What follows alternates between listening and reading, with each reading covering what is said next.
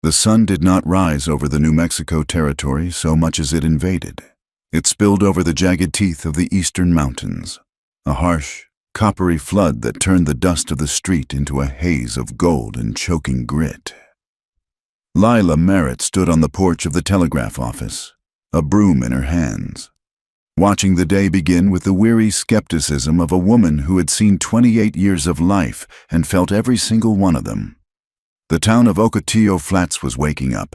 Though it never truly slept, it just shifted from the boisterous violence of the saloon at night to the groaning labor of the rail yard at dawn. She swept the boardwalk, the bristles scratching against the warped pine planks. It was a rhythmic sound, a small attempt to impose order on a world that consisted mostly of dirt, wind, and bad intentions. Lila was not a beautiful woman in the way the porcelain dolls and the fashion plates from St. Louis were beautiful. Her skin was toasted the color of almond shells by the relentless sun. Her hands were rough, calloused from rains and buckets and the endless scrubbing of floors, but she had eyes the color of polished flint, sharp and unyielding. Set in a face that had learned the most valuable lesson the frontier had to offer: keep your mouth shut, and you might just live to see tomorrow. Behind her, the telegraph key began to chatter. It was a mechanical, insect-like sound that had become the heartbeat of her existence. "Lila," called a voice from inside. "Lila, you hear that the line is buzzing all the way from Santa Fe?" Lila leaned the broom against the peeling white paint of the wall and stepped inside. The office smelled of stale tobacco, ink, and the dry heat that permeated everything. Ben, the telegraph operator, was hunched over his desk. He was a boy of barely 20, with hair the color of straw and a face that still held the softness of the East Coast. He had come out here looking for adventure and had found only boredom and heat rash. "What is the news, Ben?" Lila asked, moving to the sorting table where the mail bags lay in disorganized heaps. Ben stopped typing and looked up, his eyes wide behind his spectacles. "Trouble near the reservation line. They say a raiding party hit a supply wagon near Fort Wingate. 3 dead. Lila paused, a bundle of letters in her hand. "Who says?" "The Wire says," Ben replied, gesturing to the machine as if it were a prophet of God. "The Wire says what men tell it to say," Lila murmured. She went back to sorting. "And men lie, Ben, especially when the railroad wants more land." Ben lowered his voice, glancing toward the open door as if the walls had ears. "You should not talk like that, not with Agent Crowley in town." Lila felt a cold knot tighten in her stomach at the name, but her face remained a mask of indifference. "I do not talk like that outside this room. That is the rule." "Silence to survive." Ben quoted her own motto back to her, a sad smile touching his lips. "Exactly," she said. "Silence pays the rent. Silence keeps the peace." She finished sorting the local post and picked up a heavy canvas sack destined for the outpost at Painted Rock. It was a 2-day ride, hard riding through a country that was mostly scorpion grass and broken slate, but the pay for the run was $20. $20 added to the $340 she had hidden beneath the floorboards of her room at Mrs. Harlow's boarding house.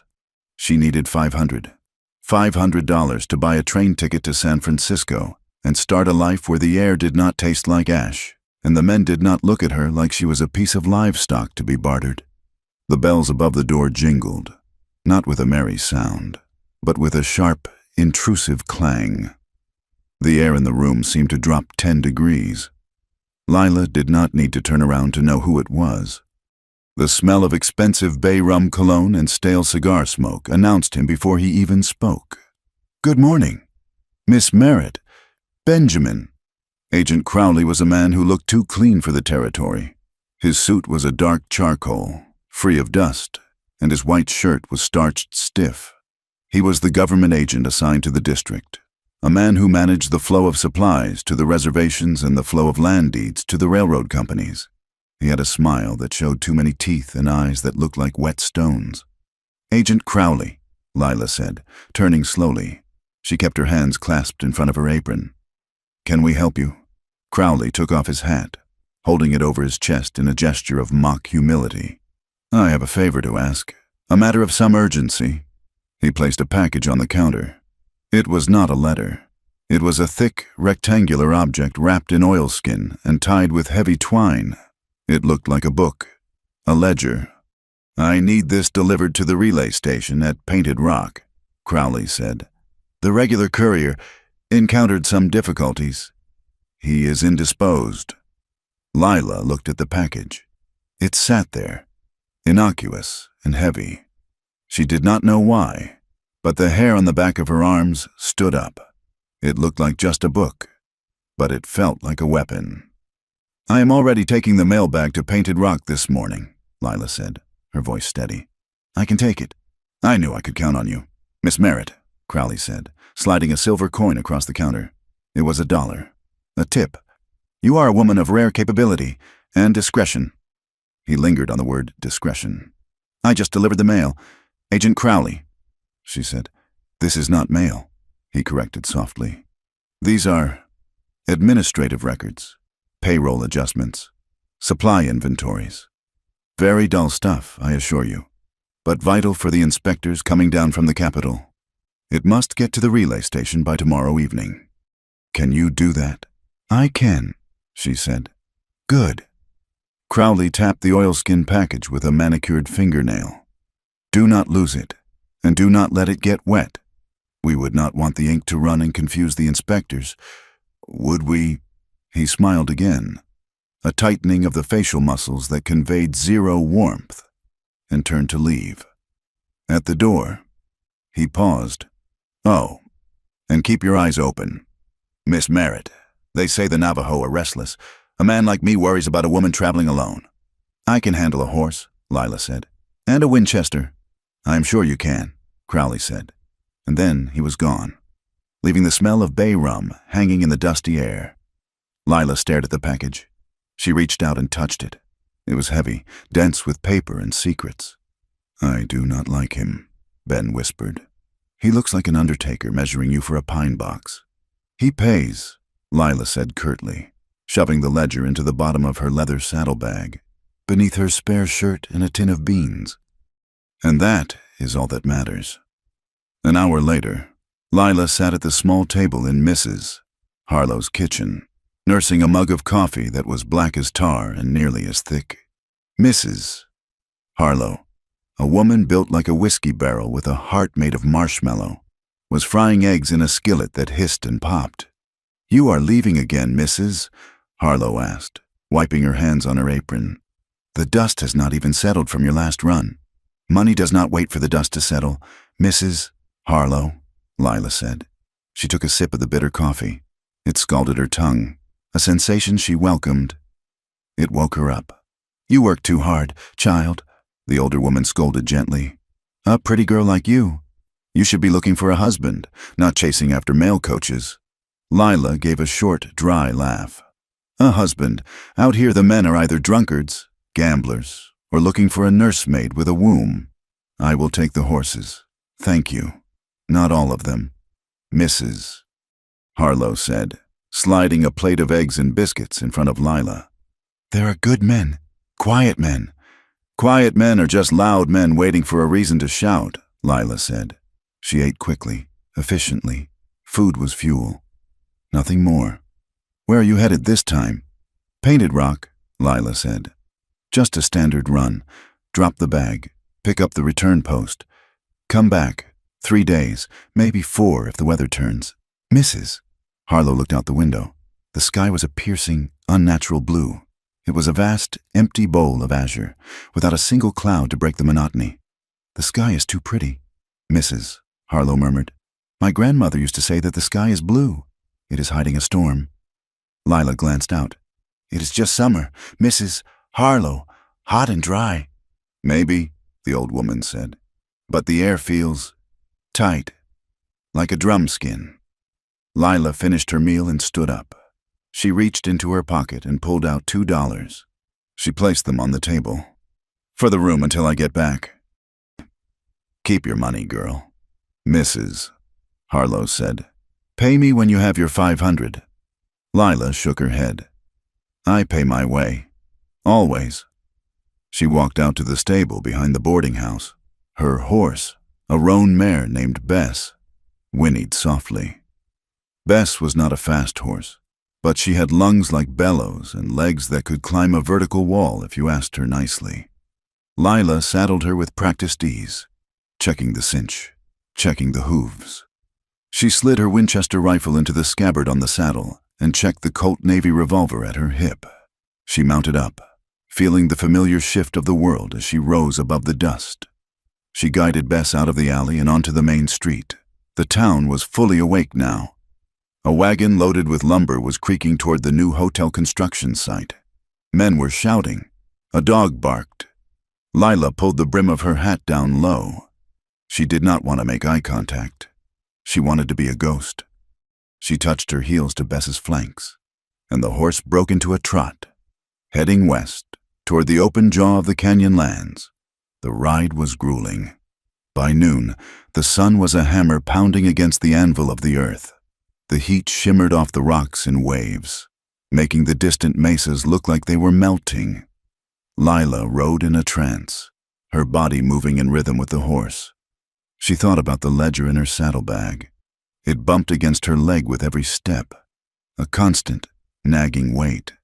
Why had Crowley been so specific about the inspectors? Why not just send it with the regular military convoy that passed through on Fridays? Stop it, she told herself. Curiosity killed the cat, but asking questions in this territory killed the woman. She focused on the landscape. The terrain here was beautiful in a cruel way. Red rock spires jutted up from the ground like the fingers of buried giants. Sagebrush clung to life in the crevices, filling the air with a pungent, spicy scent.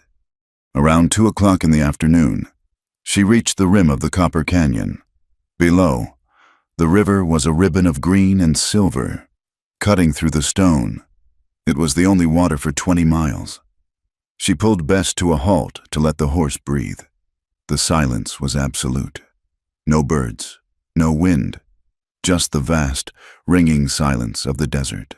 Then, she saw him. He was far away, perhaps a quarter of a mile, standing on a ridge of limestone that overlooked the trail she would have to take.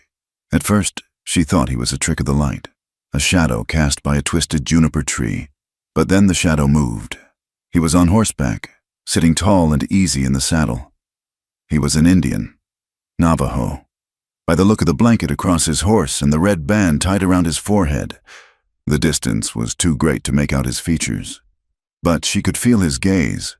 It was not the predatory leering of the men in town. It was the detached, focused scrutiny of a hawk circling a field. He held a rifle, resting it casually across his thighs. He did not raise it. He did not shout. He simply watched her. Lila's hand drifted to her own rifle, her thumb brushing the hammer. Her heart gave a single, hard thump against her ribs. "Just a scout," she whispered to Bess, patting the horse's neck. "Just watching." The rumors of raiding parties flashed through her mind. The 3 dead men at Fort Wingate. Was he one of them? Was he the vanguard for a dozen more warriors hidden in the rocks? She waited. 1 minute, 2 minutes. The figure on the ridge turned his horse slowly, with a fluidity that made horse and rider look like a single organism. He turned away from her and disappeared behind the rock face. He did not look back. Lila let out a breath she did not know she had been holding. She was shaking, not from fear, exactly, but from a strange, electric tension. It was the feeling of standing on a train track and feeling the vibration of the engine miles before you saw the smoke. "Let us go, Bess," she said, her voice sounding thin in the vastness. "Let us get this over with." She urged the horse forward, down the switchback trail into the canyon. The air grew cooler as they descended into the shadow of the cliffs, but the feeling of being watched never left her skin. By late afternoon, the too beautiful sky began to change. It happened slowly at first. The horizon to the north turned a bruised purple. The wind picked up, no longer a steady breeze but a series of erratic gusts that whipped the mane of her horse and threw sand into Lila's eyes. Misses. Harlow was right. The blue sky had been a lie. Lila pushed Bess harder. She needed to reach the way station by nightfall, or at least find a sheltered overhang. The canyon walls were steep here, and the river was running higher than usual, fed by snowmelt from the distant peaks. She touched the saddlebag again. The ledger. It felt heavier now, as if it were absorbing the gravity of the approaching storm. She remembered the look in Agent Crowley's eyes. Discretion. Why did she feel like she was carrying a bomb? She shook her head, forcing the thoughts away. Her goal was simple. Deliver the bag.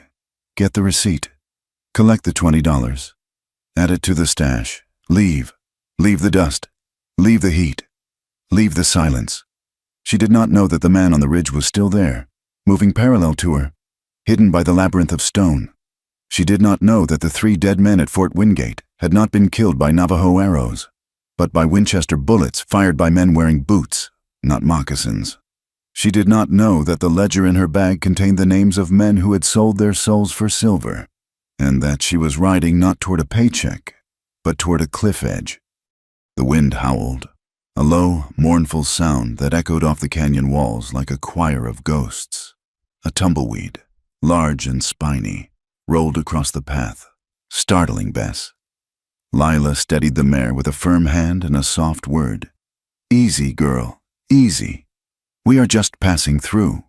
But as the first heavy drop of rain splattered against her cheek, warm and smelling of copper, Lila Merritt had the distinct, chilling realization that she was wrong. She was not just passing through. She was walking into the trap, and the only thing waiting for her in the dark was a storm she could not outrun. The wind that had been nagging at Lila for the last hour suddenly sharpened its teeth. It ceased to be a mere movement of air and became a physical assault, stripping the heat from the rocks and replacing it with a cold, static charge that made the fine hairs on her arms stand erect. Bess, the roan mare, tossed her head and danced sideways, her hooves clicking nervously against the slate. Lila tightened her grip on the reins, her eyes scanning the narrow throat of the canyon ahead. The walls rose vertically here, 200 feet of red sandstone that seemed to lean inward, pressing down on the trail. Then came the sound. It was not the rumble of thunder, though the clouds above were swollen and black like bruised fruit. It was the sharp, distinctive crack of a Winchester rifle, followed immediately by the chaotic shouting of men. Lila spurred Bess forward, driven by an instinct she could not quite name, part curiosity, part dread, and a foolish hope that perhaps someone needed help. She rounded a bend where the canyon widened slightly into a dry wash, and the scene unfolded before her like a nightmare painted in dust and blood. A wagon lay overturned, its wheels spinning lazily in the air. It was not a military transport. It was a simple freight wagon, the kind used to haul mail and light supplies between the mining camps. 2 horses lay dead in the traces. Circling the wreckage were 4 riders. They wore buckskins and their faces were streaked with paint, harsh lines of black and vermilion. They whooped and shrieked, driving their ponies in tight circles, firing into the overturned wood. To any observer watching from the high rim, it was a raiding party, a clear case of savagery. But Lila was not on the rim. She was 50 yards away, and she saw what the distance would have hidden. She saw that the raiders were riding heavy cavalry saddles, not the simple blankets or pads of the Navajo. She saw that one of them, despite the feathers in his hair, wore boots with distinct silver roweled spurs, the kind sold in the high-end tack shops of Santa Fe. And she saw the way they held their rifles not loose and fluid, but tucked tight into the shoulder. The disciplined posture of men trained on a parade ground. One of the attackers spotted her. He shouted, pointing a gloved hand in her direction. Lila did not wait. She wheeled Bess around, but before she could dig her heels in, a man crawled out from the debris of the wagon. It was the driver. His shirt was soaked in crimson, but he dragged himself across the dirt with desperate strength, waving something at her. "Help!" he croaked, the sound barely carrying over the wind. Lila made a split-second choice that she knew, even as she made it, might cost her everything. Instead of fleeing back the way she came, she kicked Bess forward, galloping straight toward the wreckage, cutting inside the circle of the riders. Bullets kicked up geysers of dirt around her. She leaned low over Bess's neck, making herself small. She slid the mare to a halt beside the dying man, swinging out of the saddle while the horse was still moving. The man was older, his face gray with the pallor of impending death. He did not ask for water. He did not ask for a priest. He reached out with a hand that trembled violently and shoved a flat, oilskin-wrapped packet into Lila's chest. It was similar to the ledger she already carried, but smaller, denser. "Take it," he wheezed, blood bubbling at the corner of his lips. "Do not give it to the agent. Do not give it to Crowley." "Who?" Lila shouted over the roar of the wind and the approaching hoofbeats. "Who do I give it to?" The man's eyes were already losing focus, drifting toward the angry sky.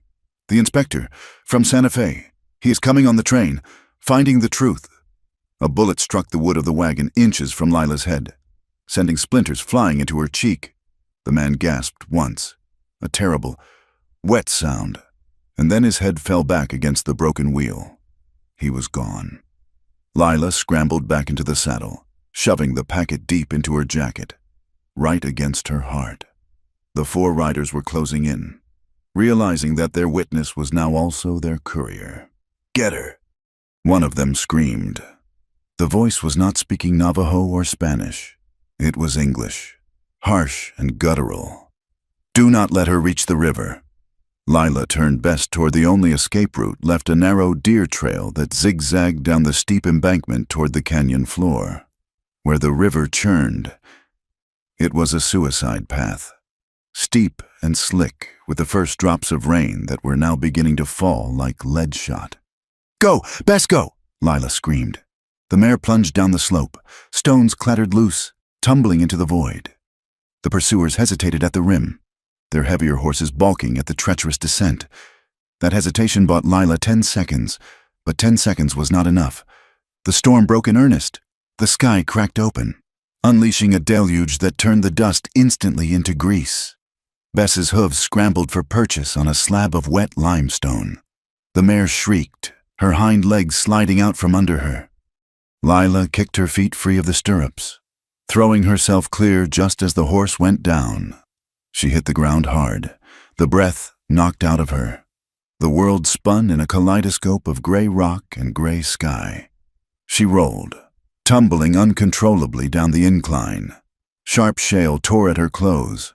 Mesquite branches whipped her face. She could not stop. Gravity had claimed her. She slid over the edge of a small drop-off and plummeted 10 feet, hitting the water with a bone-jarring splash. The river was freezing.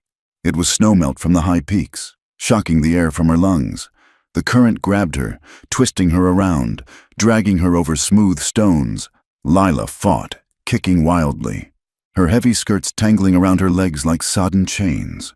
She gasped for air, swallowing water, and was swept around a bend in the canyon wall, away from the trail, into a secluded alcove where the water deepened and slowed against a sheer cliff face. She flailed, reaching for anything solid. Her hand struck a smooth, wet rock. She clawed at it, hauling herself up, coughing and retching, her hair plastered across her face in a blinding curtain. She scrambled onto a flat shelf of limestone, hidden from the world above by an overhang of rock and a thicket of willow. She collapsed on her hands and knees, shivering violently, waiting for the bullet to strike her back. "Careful," a voice said. "The moss is slippery." Lila froze. The voice was deep, resonant, and impossibly calm. She wiped the hair from her eyes and looked up. She had not tripped onto an empty rock. She had stumbled directly into the private sanctuary of a man. Kayazi stood waist-deep in the pool of water just a few feet from where she lay. He was stark naked, though the dark water concealed him from the hips down. He was washing himself, a task he seemed in no hurry to abandon despite the woman who had just crashed into his bath like a falling star. Water beaded on his copper skin, tracing the lean, hard muscles of his shoulders and chest. His wet black hair was slicked back, revealing a face of striking angles, high cheekbones that could cut glass, and a jawline that suggested stubbornness as a default setting. He was not reaching for a weapon. He was not covering himself in shame. He was simply watching her.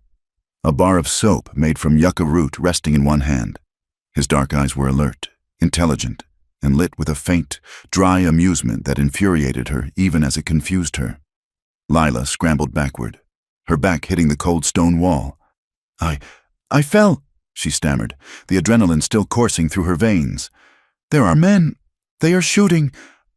Kai did not look up at the rim of the canyon. He kept his eyes on her. He moved slowly through the water, approaching the rock shelf where she huddled. He moved with the predatory grace of a mountain lion, silent and sure-footed. He reached out a hand. It was a large hand, the fingers long and scarred from work. "Take my hand," he said quietly. "You are shaking so hard you might fall back in." Lila hesitated, then gripped his hand. His skin was warm despite the cold river. He pulled her further up onto the dry section of the ledge with effortless strength. He stayed in the water, leaning his arms on the rock shelf, looking up at her.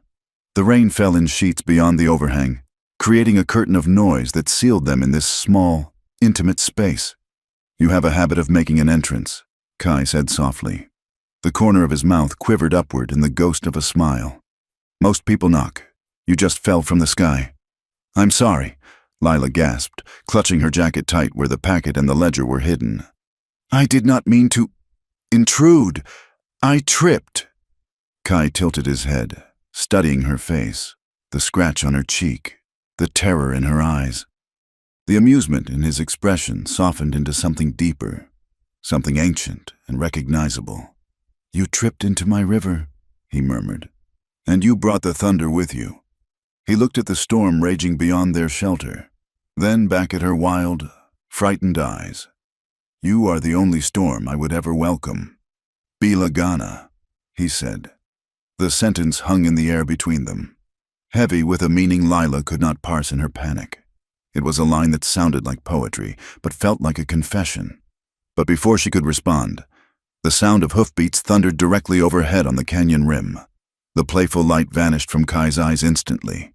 He did not move abruptly, but his stillness changed quality. It went from relaxed to rigid. He became a statue of alert tension. He raised a finger to his lips. Silence. Kai moved silently out of the water, grabbing a buckskin breechcloth from a pile of clothes on a nearby rock. He secured it quickly, his movements efficient, ignoring his nudity as a matter of practicality.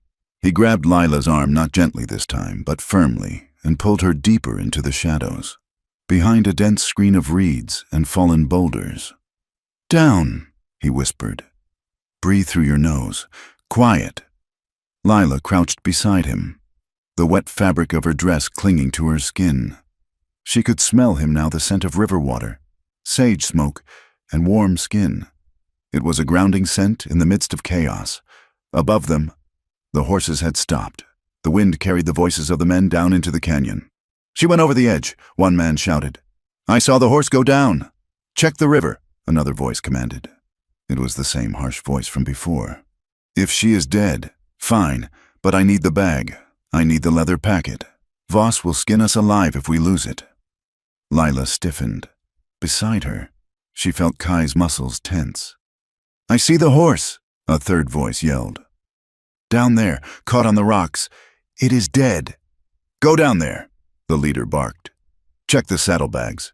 If the papers are not there, find the girl. She cannot have gone far." Lila peered through the reeds. She could see the silhouette of the men against the gray sky.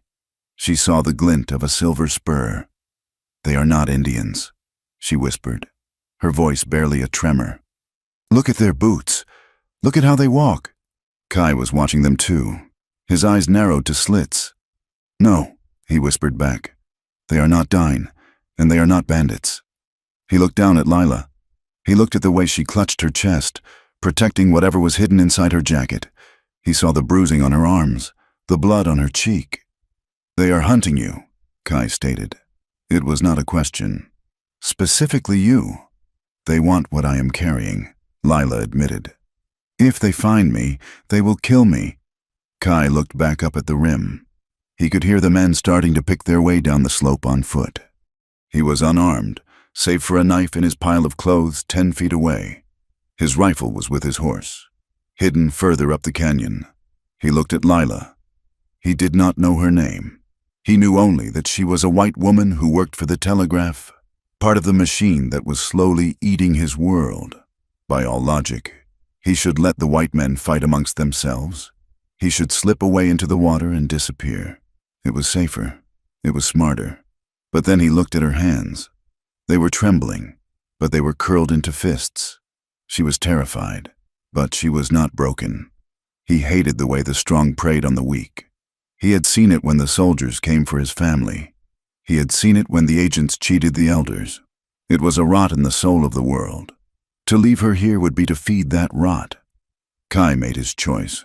It was not a choice made for glory, nor for the sudden, fierce attraction he felt for this Stormbringer. It was a choice made of iron and old laws. "Stay here," he whispered, his voice hard as flint. "Do not move until I come for you." "What are you going to do?" Lila grabbed his wrist. Kai looked at her hand on his arm, then met her gaze. "I am going to make sure they do not find what they are looking for." He pulled away, moving like a shadow against the rock.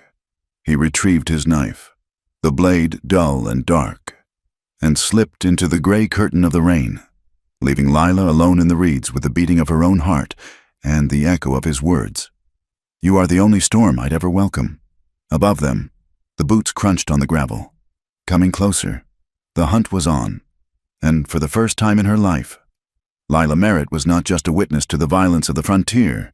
She was the prize.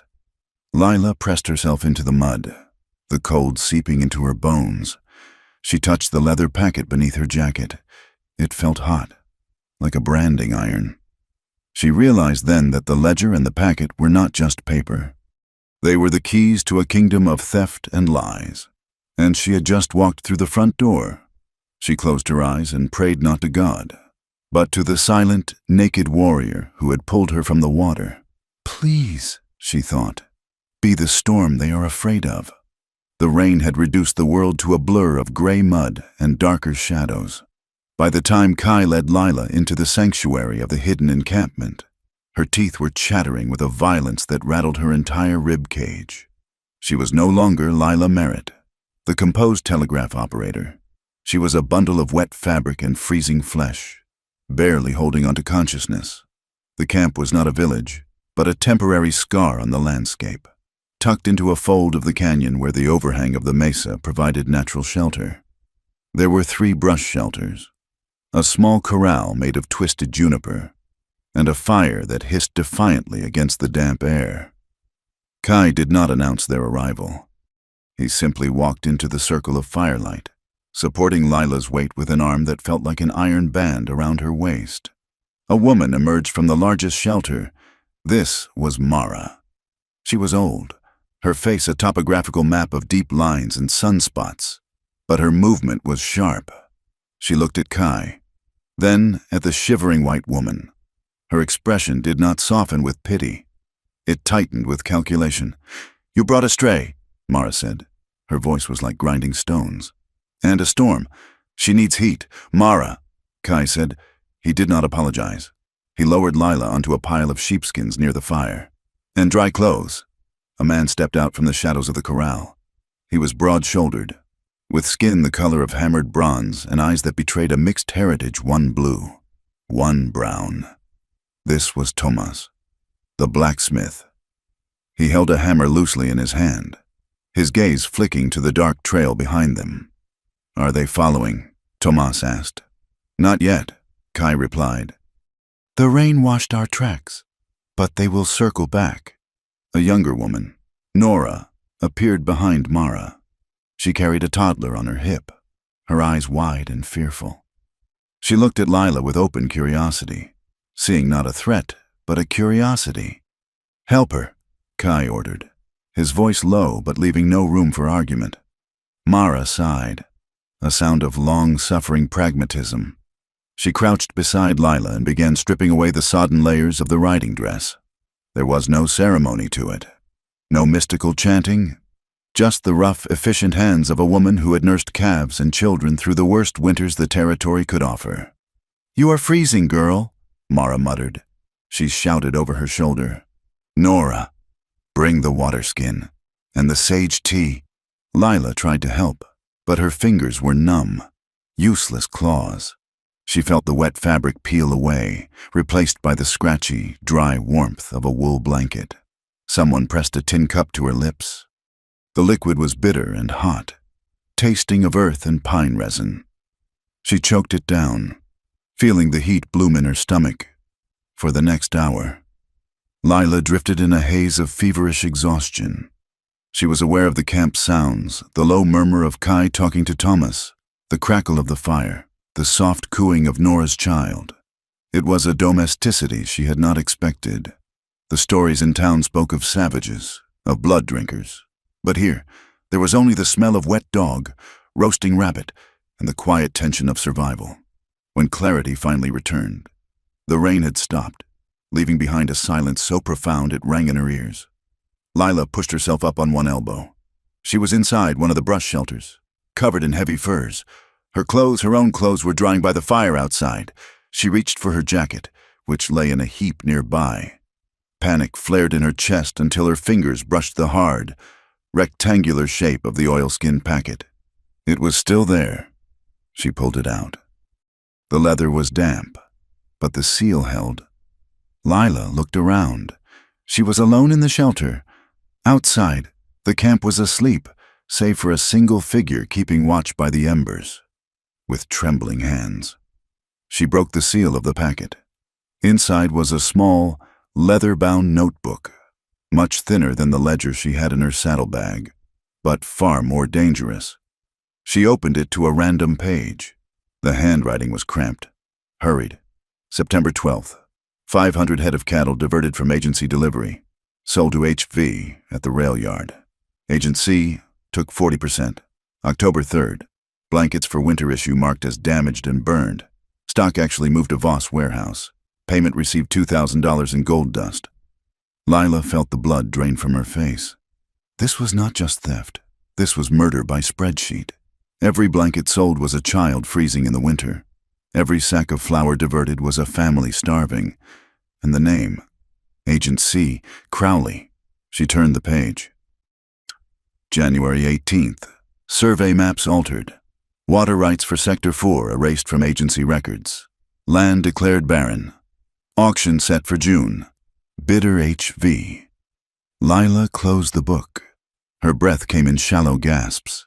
She had spent 5 years in this territory keeping her head down, typing out telegrams, ignoring the whispers.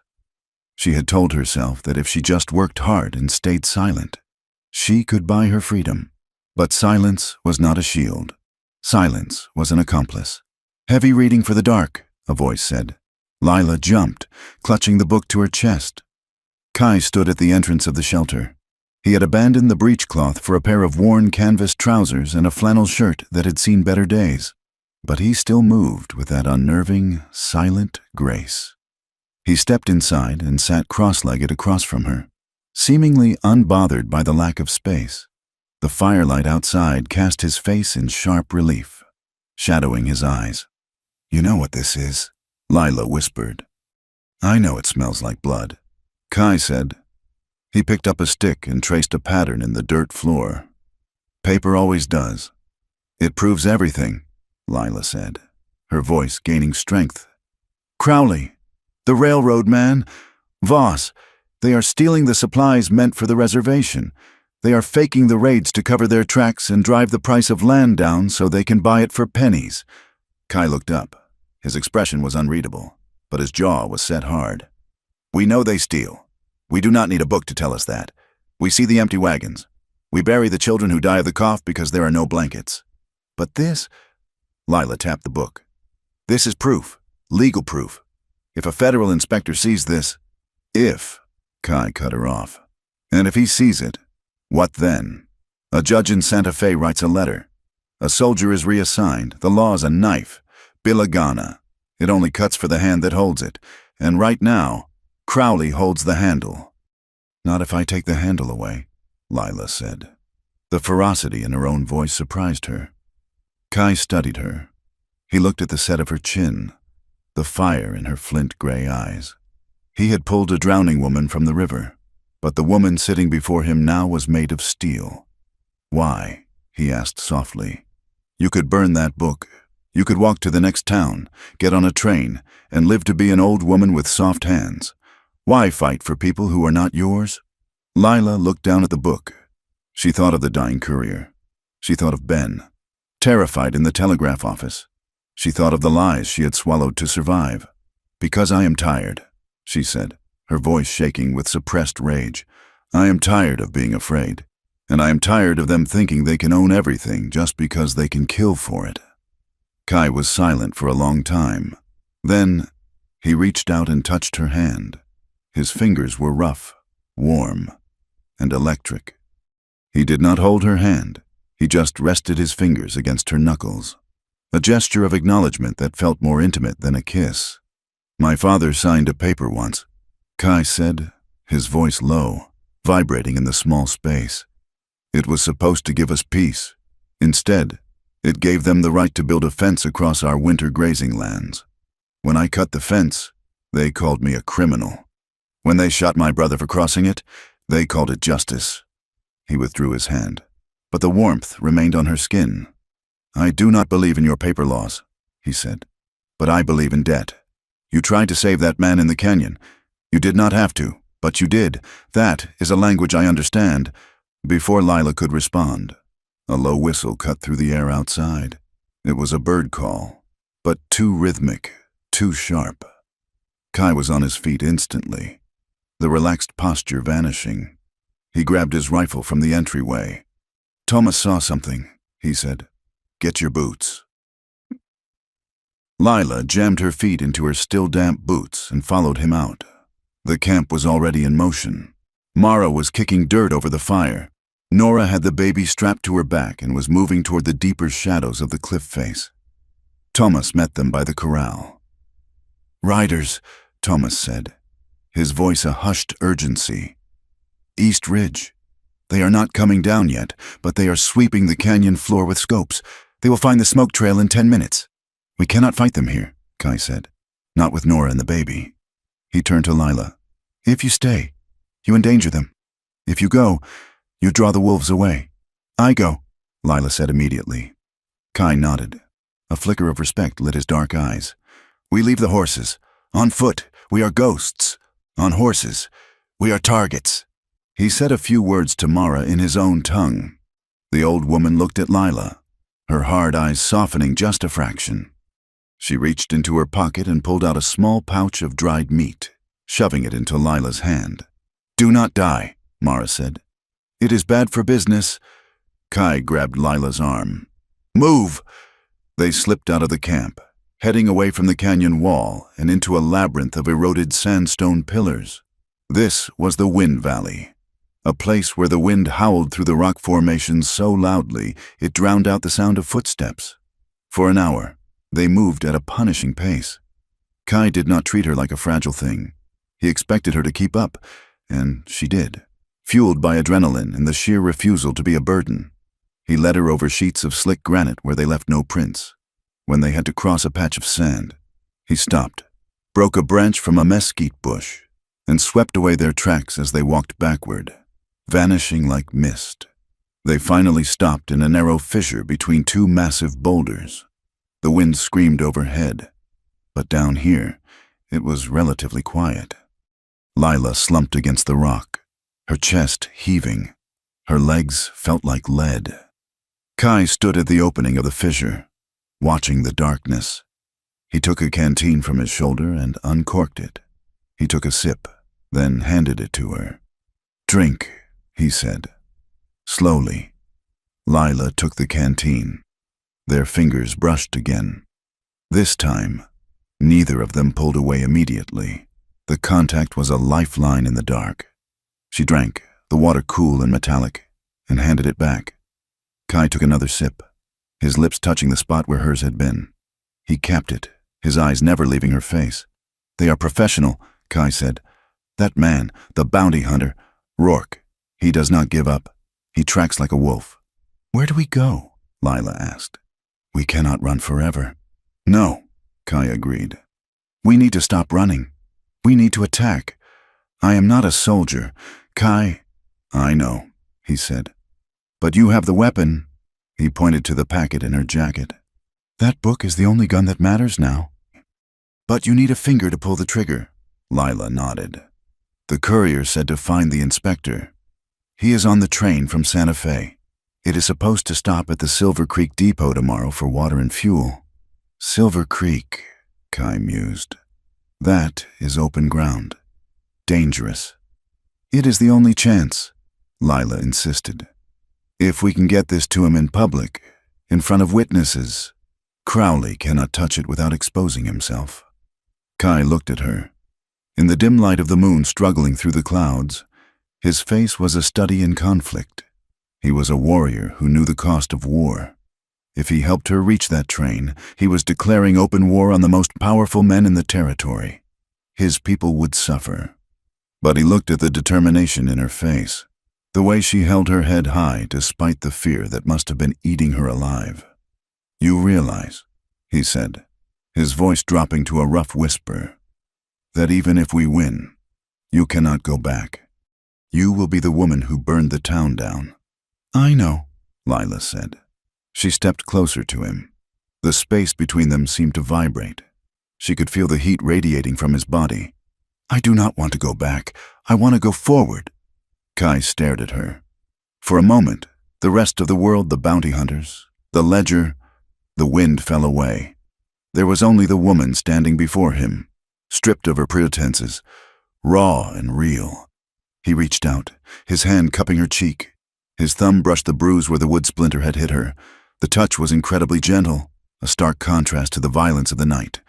Lila's breath hitched. She leaned into his touch, her eyes fluttering shut for a second. It was a surrender, not to him, but to the moment, to the terrifying possibility that she was not alone. Then we go to Silver Creek, Kai said, his voice thick. We catch the train. He dropped his hand, breaking the spell, but the air around them remained charged. Get some rest, he commanded, moving back to the entrance of the fissure. I will watch. Tomorrow, we ride into the storm's eye. Lila sat down on the hard stone, wrapping her arms around her knees. She watched his silhouette against the starlit sky. She realized with a sudden, crystal clarity that she was falling, not off a horse, not into a river, but into something far more perilous. She was falling in love with the storm, and for the first time in her life, she did not want to catch herself. She wanted to see where she would land. She checked the oilskin packet one last time, ensuring it was secure. Tomorrow, she would trade silence for truth. Tomorrow, she would find out if the pen really was mightier than the Winchester, or if they would both die trying to prove it. Silver Creek was not a town. It was a scar on the earth that had been cauterized by iron and steam. Unlike Ocotillo Flats, which still clung to the dusty rhythms of the frontier, Silver Creek had sold its soul to the railroad. The air here tasted of sulfur and coal dust, a gritty film that coated the throat and stung the eyes. Lila Merritt pulled the brim of her stolen hat lower, shadowing her face beside her. Kai walked with a gait that was entirely different from his usual fluid stride. He hunched his shoulders slightly, walking with the heavy, plodding step of a weary laborer. He had traded his distinct Navajo blanket for a ragged canvas duster they had found drying on a clothesline miles back. To the casual observer, they were just two more drifters looking for work or a bottle of whiskey. But beneath the duster, Lila knew Kai's hand was resting near the knife at his belt. The eyes are colder here, Kai murmured, his voice barely audible over the screech of a locomotive shunting cars in the rail yard. It is the progress, Lila replied, though the word tasted like ash in her mouth. They call it civilization. They moved through the crowded streets, weaving between wagons loaded with timber and crates of mining machinery. Lila's goal was the main depot. She needed to know exactly when the train carrying the federal inspector would arrive. The schedule was everything. If they missed him, the ledger in her jacket would become nothing more than a death warrant. As they passed the opulent front of the Silver Creek Hotel, a structure of red brick and glass that looked entirely out of place in the desert, Lila froze. Two men were standing on the veranda, smoking cigars. One was Agent Crowley. He looked as pristine as ever, his suit unwrinkled despite the heat. Beside him stood a man Lila had only seen in newspaper sketches, Harlan Voss. Voss was a bear of a man, with a thick neck and sideburns that framed a face built for bullying. He was the railroad tycoon who was carving up the territory, and right now, he was laughing.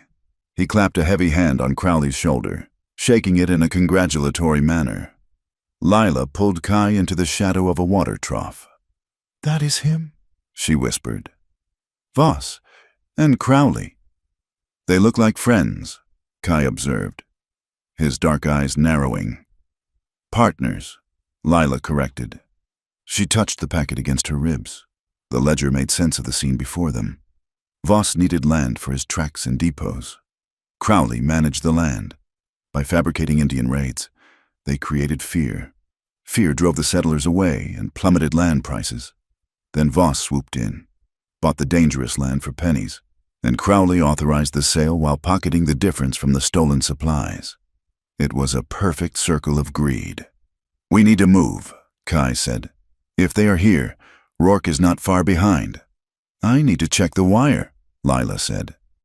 "I need to know if the inspector is actually on that train, or if it is another trap. Ben, the boy from my office. He was transferred here last week for training. He will be at the depot office." Kai looked at her, skepticism etched on his face. "Do you trust him? He is a boy. Kai, he is scared of his own shadow, but he is not malicious. He owes me." They skirted the edge of the rail yard, the ground vibrating under their feet. The telegraph office was a small wooden annex attached to the main station. Through the window, Lila saw a familiar figure. Ben was hunched over the key, his straw-colored hair messy, looking exhausted. "Wait here," Lila told Kai. "If I go in with you, it will draw attention." Kai nodded, blending into the dark recess between two freight cars. "2 minutes," he warned. "Then I come in." Lila slipped through the side door. The office smelled of ozone and stale paper. "Ben," she whispered. The boy jumped, knocking over a stack of forms. He spun around, his eyes widening behind his spectacles. "Lila!" he gasped. He looked terrible. His face was pale, and there were dark circles under his eyes. "My God, Lila, they said you were dead. They said you fell into the canyon. I am hard to kill," she said, moving closer. "Ben, I need help. The inspector from Santa Fe. Is he on the noon train tomorrow?" Ben stared at her. His gaze flicked to the door, then back to her face. His hands were trembling. "Lila, you should not be here. Crowley, he is everywhere." "I know," she said, "but I have the proof. Ben, I have a ledger. I can stop them. I just need to get it to the inspector." Ben swallowed hard. He looked at the telegraph key. The sounder was clicking rhythmically, a stream of data from the capital. "The train," Ben stammered. "Yes, the train comes at 12, but Lila—" He took a step back toward the desk. His hand hovered over the key. Lila felt a cold prickle on the back of her neck. It was the same feeling she had when the storm broke. "Ben," she asked slowly, "what are you doing?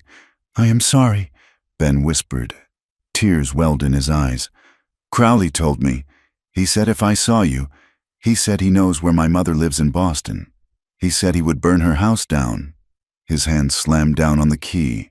Tap, tap, dash, tap, dash, tap. It was not a message. It was a signal, an alarm. Lila stared at him. She did not scream. She did not draw her gun. She just felt a hollow, crushing weight in her chest. "Ben," she said, her voice trembling not with fear, but with profound sadness, "you were scared, so you sold me." "I had to," Ben sobbed. "I want to live. Lila." "So do I," she said softly. "But not like that." The door burst open. It was not Kai. It was a deputy, followed instantly by 2 men in dusters, Rourke's men. "There she is." Lila grabbed a heavy ceramic insulator from the desk and hurled it. It smashed into the oil lamp hanging above the counter. Kerosene splashed, and fire erupted, creating a wall of sudden heat and smoke. She dove through the side window, shattering the glass, and landed in the dirt of the alleyway. "Run!" she screamed. Kai was already there. He hauled her to her feet just as a bullet splintered the wood frame of the window she had just exited. "They knew!" Kai shouted, pulling her toward the maze of the industrial district. "The boy. He signaled them," Lila choked out, running beside him. "The technology. It travels faster than we do." She realized then the bitter irony. She had spent her life believing the telegraph was a tool of connection, a silver wire binding the nation together. But in the hands of men like Crowley, it was just a long leash. They turned a corner and skidded to a halt. The alley was blocked. A wagon loaded with scrap iron had broken an axle, wedging itself between the brick walls of a blacksmith's shop and a warehouse. Behind them, boots pounded on the earth. "Dead end," Lila gasped. Kai looked up. The walls were too smooth to climb. He looked at the blacksmith's shop. The back door was barred, but near the ground, there was a black, gaping maw, the coal chute. "In," Kai ordered. He kicked the grate. It was rusted. Stubborn, he kicked it again, putting the full force of his leg into the blow. The iron shrieked and gave way. "Go!" Lila scrambled into the darkness. She slid down a slope of coal, the black dust filling her nose and mouth. Kai followed, sliding down just as shots rang out in the alley, the bullets sparking harmlessly against the brick. They landed in a pile of anthracite in the basement of the smithy. It was pitch black, hot, and smelled of iron. "Up," Kai whispered. "If we stay here, they will smoke us out." He grabbed her hand, and they fumbled through the darkness until they found a ladder. They climbed up into the main shop. The forge was cold, the smith gone for the day. Kai led her to the rear stables attached to the shop. The horses inside snorted, smelling the fear and the smoke on them. "The roof," Kai said, pointing to a hayloft ladder. They climbed, pushing open a trap door that led to the flat roof of the warehouse next door. They collapsed on the tar paper surface, hidden behind a low parapet. Below them, the streets were swarming. Men with lanterns were running back and forth. Lila could hear Crowley's voice, calm and commanding, cutting through the chaos. "Check the perimeter. She has the book. Do not shoot to kill unless you have to, but get that book." Lila lay on her back, staring at the smoke-stained sky. Her chest heaved. Her face was streaked with coal dust and blood from where the window glass had cut her arm. She felt a hand on her shoulder. "Kai." He did not speak. He simply pulled her back from the edge, into the shadow of a water tower that stood on the roof. It was a small, dark island of safety in a sea of danger. "Let me see the arm," he said. Lila hissed as he rolled up her sleeve. A shard of glass was still embedded in her forearm. The blood looked black in the moonlight. Kai took a clean rag from his pocket, one he had seemingly conjured from nowhere, and uncorked his canteen. "This will sting," he warned. He poured the water over the wound. Lila bit her lip to keep from crying out. He worked with a surgeon's precision and a lover's gentleness. He removed the glass, washed the cut, and bound it tightly with the rag. When he finished, he did not pull away. His hand lingered on her arm, his thumb tracing the line of her pulse. It was hammering, fast and erratic. Lila looked up at him. The adrenaline was fading, leaving behind a raw, vibrating sensitivity. She was hyper-aware of everything, the rough texture of his calloused palm, the heat radiating from his chest, the way his damp hair fell over his forehead. "You should have left me," she whispered. "In the alley, you could have gotten away." "I will not leave what is mine," Kai said. The words were simple, but they landed with the weight of a stone dropping into a well. Lila's breath caught. "Yours." Kai looked at her, his eyes dark and intense. "The storm is mine. Is it not? I pulled it from the river." He leaned closer. The space between them evaporated. Lila could feel his breath on her cheek. It was a moment of absolute, terrifying clarity. She wanted him. She wanted the strength of him, the quiet certainty that anchored her spinning world. She reached up, her hand tangling in the hair at the nape of his neck. She pulled him down. Their foreheads touched. It was not a kiss. Not yet. It was a sharing of breath, a merging of fears. The air around them seemed to crackle, charged with a desire that was desperate and sharp. "Kai," she breathed. He pulled back, just an inch. His hand moved to her waist, his grip firm, possessive, yet restrained. He looked at her lips, then up to her eyes. "If I kiss you," he said, his voice rough like gravel, "there is no going back. You become the woman who lies with the enemy. The town will never take you back." "I told you," Lila said fiercely. "I do not want to go back. And my people," Kai continued, the conflict warring in his eyes. "They will see you as a danger, a weakness." He was giving her a choice. He was laying out the cost. He was terrified. She realized, not of the guns below, but of the damage he might do to her. Lila bridged the gap. She pressed her lips to his. It was not a gentle kiss. It tasted of coal dust, blood, and desperation. It was a seal on a pact. Kai groaned low in his throat, his arms wrapping around her, pulling her flush against his hard body. For a moment, they were not a fugitive and a warrior. They were just two people trying to burn away the coldness of the world with the heat of their own skins. But then, Kai broke the kiss. He pulled back, breathing hard, his forehead resting against hers. He held her there, creating a boundary with his own body. "Not here," he whispered, his voice shaking slightly. "Not like this, in the dirt, hiding like rats. You deserve better. We deserve better." Lila nodded, her heart pounding against her ribs. He was right. To take this moment now, in fear, would be to let Crowley win. It would be stealing a moment instead of claiming it. "Tomorrow," she said. "Tomorrow," Kai agreed. He moved back, checking the load in his rifle. The intimacy instantly replaced by the warrior's focus, but the energy remained, a hum in the air between them. "We cannot run anymore," Kai said, looking over the parapet at the train tracks below. "The telegraph moves faster than the horse. The train moves faster than the man. If we run, they will be waiting for us at the next town, and the next." "So we stop running," Lila said. She stood up, wincing as her arm throbbed. "The inspector is on the noon train. We do not hide. We met him at the station," Kai asked.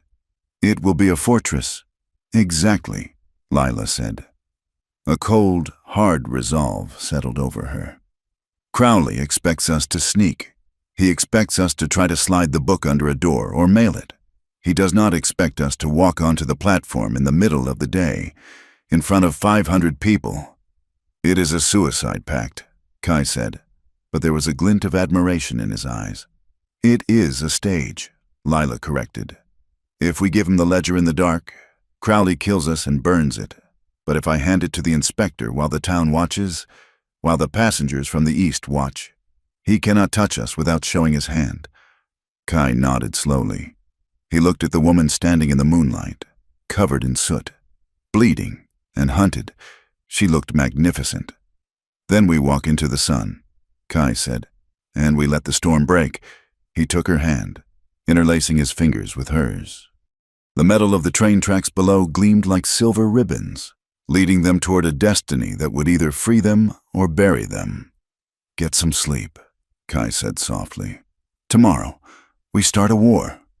The sky above Silver Creek did not merely darken, it bruised. What had been a cheerful, deceptive azure only hours before had curdled into a heavy, suffocating shade of lead.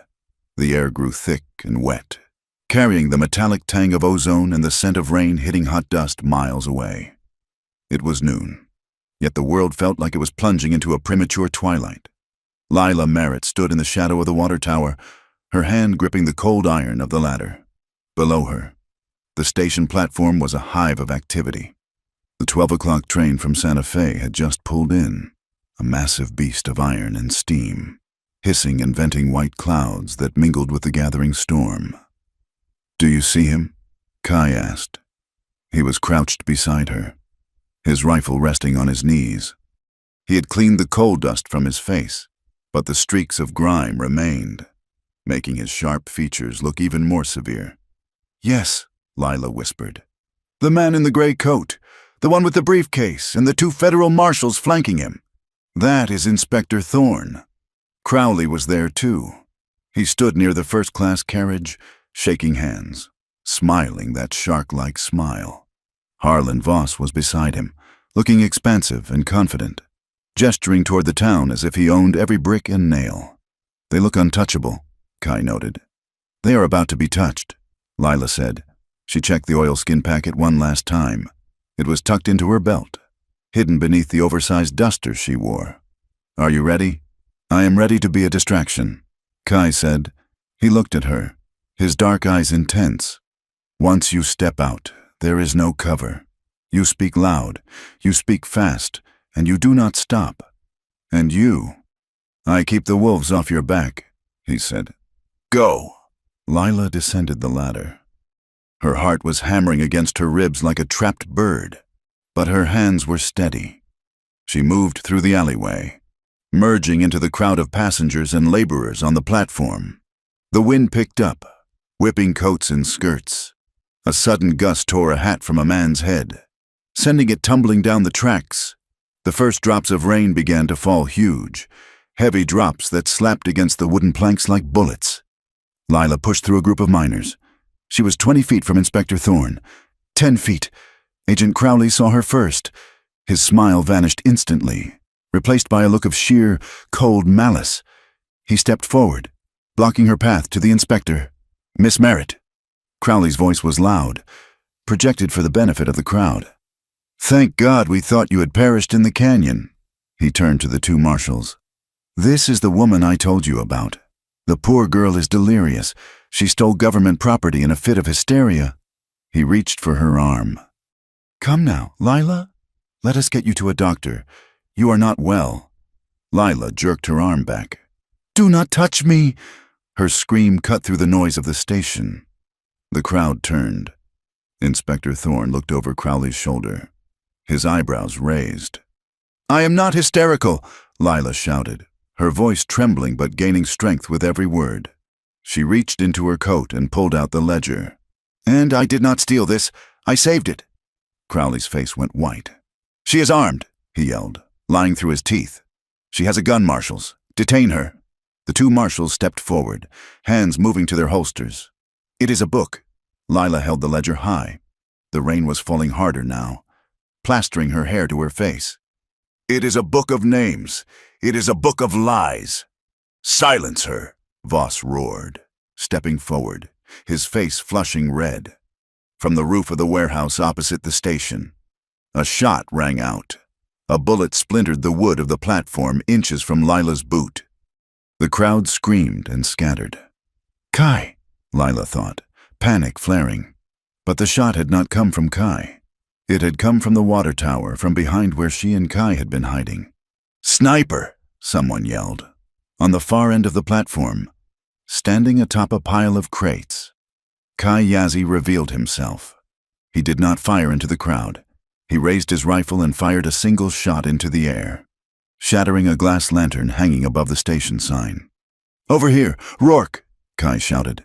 His voice was deep, carrying over the wind. Come and earn your blood money. He had exposed himself. He was drawing the fire away from her. Silas Rourke, the bounty hunter Crowley had hired, emerged from the shadows of the depot building, his long coat flapping in the gale. He ignored Lila. His prize was the Navajo. Rourke raised his repeater and fired. Kai vaulted off the crates, disappearing behind a stack of lumber just as the wood disintegrated under a hail of lead. The station erupted into chaos. Passengers dove for cover. Horses reared and screamed.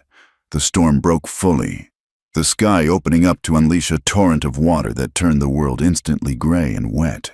Stop him! Crowley screamed, pointing at Kai. He is the accomplice! Lila did not run. She stepped directly into Inspector Thorne's path. The rain was soaking the ledger, but the oilskin cover protected the pages. Read it, she screamed, shoving the book into the inspector's chest. Thorne, a man of stern countenance with a mustache that twitched with irritation, looked at the wild woman before him. Then he looked at the terrified crowd. He took the book. What is the meaning of this? Thorne demanded. Page 42, Lila yelled over the thunder. Read the entry for August 10th. Crowley lunged for the book. Give me that it is classified agency material. One of the marshals, sensing the shift in dynamic, stepped between Crowley and the inspector. Let the man read. Agent. Thorne opened the book, shielding it with his coat. He squinted against the rain. August 10th. Thorne read aloud, his voice booming. Purchase of 20 Winchester rifles and 4 crates of ammunition, delivered to Private Militia. He looked up, his eyes narrowing. This is listed under reservation food supply. Keep reading, Lila urged. The entry for last Tuesday, the raid at the canyon. Thorne flipped the pages. His face grew grim. Payment to S. Rourke. Thorne read. $50. For services rendered stage management, itemized expenses, theatrical paint, feather headdresses, and whiskey for the men. A collective gasp went through the people nearest them. The miners, the settlers, the railroad workers, they all heard it. Theatrical paint, a man in the crowd shouted. You mean the raid was fake? They dressed up as Indians. Lila turned to the crowd. They killed the courier and burned the wagons to make you afraid.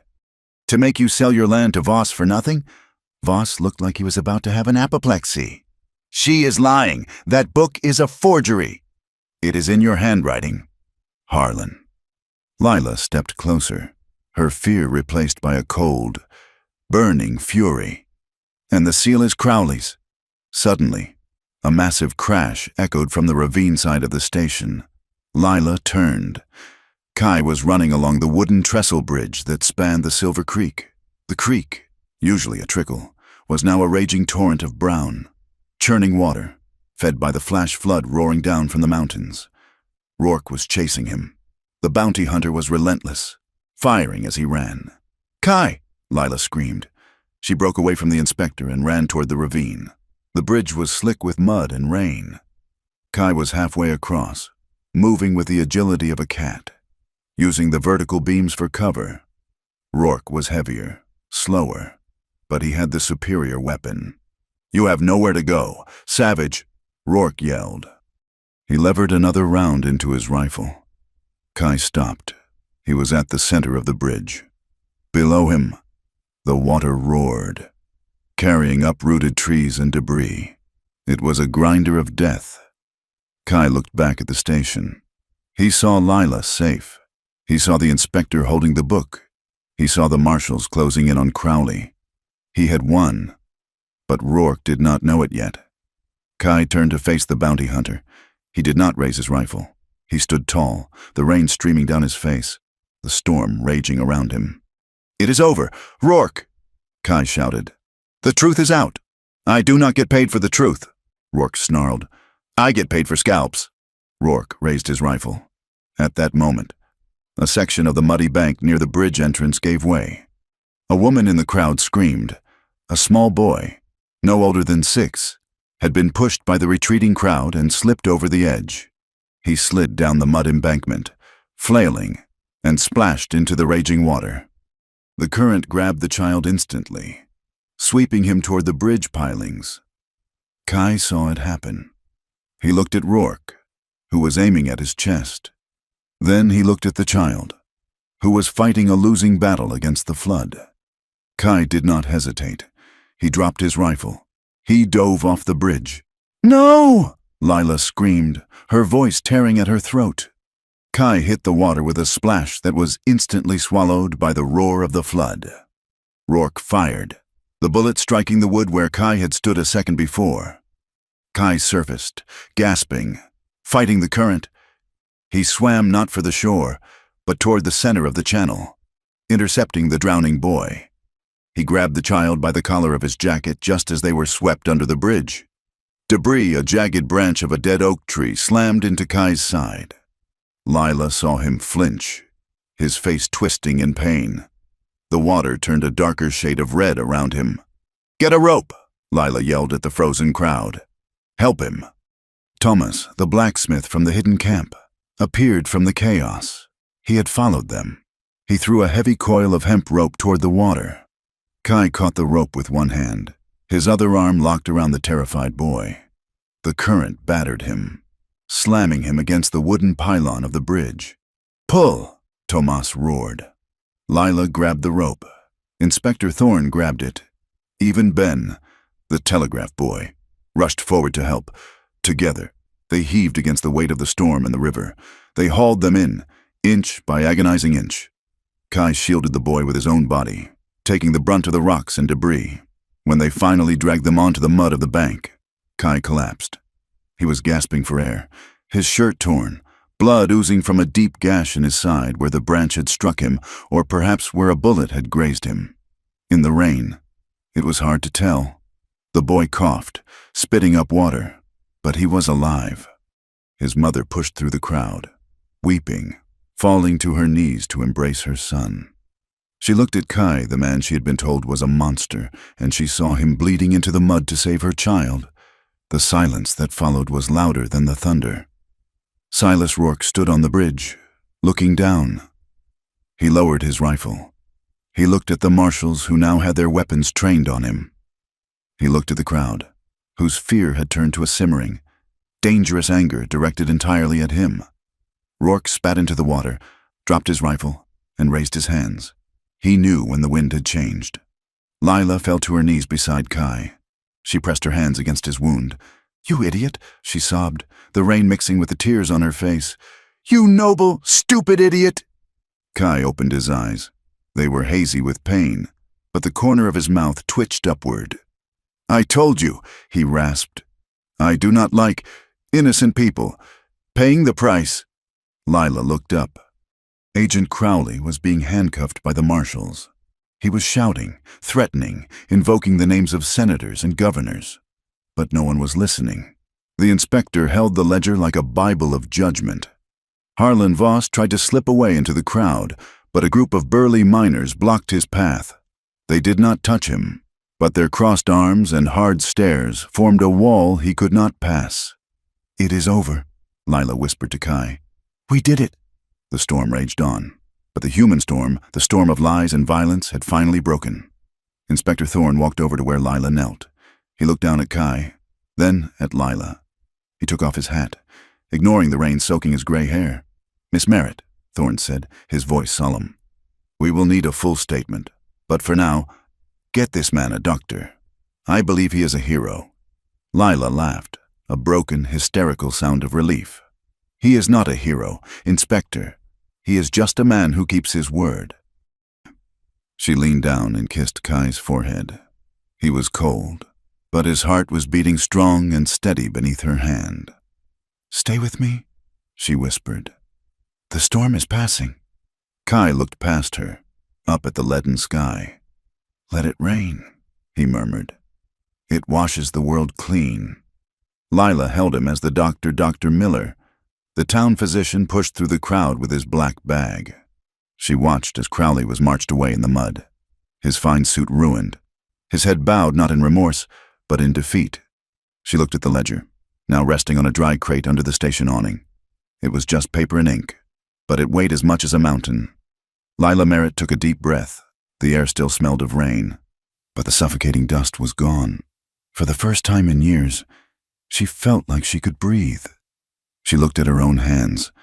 They were stained with mud and blood, trembling with the aftershocks of adrenaline.